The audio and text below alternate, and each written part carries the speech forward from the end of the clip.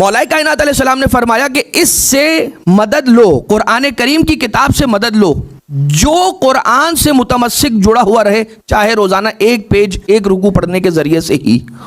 یہ میں کلام امام نہیں کہہ رہا، یہ اپنی جانب سے ہے کہ چاہے ایک رکوع پڑھنے کے ذریعے سے ہی، یہ بٹوین دا بریکٹ میرا بندے کا جملہ ہے.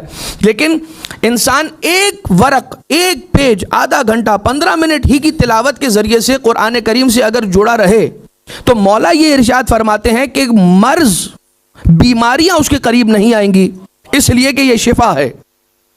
ظلمت اس کے قریب نہیں آئے گی، اس لیے کہ قرآن نور ہے.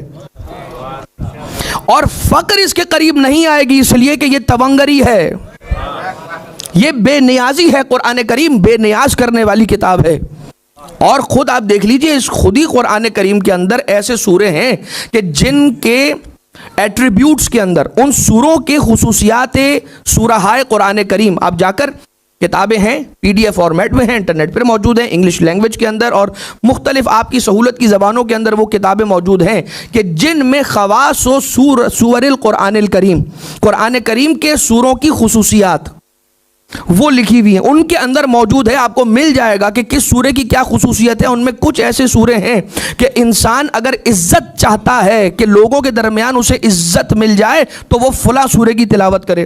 وہ چاہتا ہے کہ تنگ دستی ختم ہو جائے، بے نیازی ہو جائے، اس کے کسی کا محتاج نہ ہو تو فلاں سورے کی تلاوت کرے.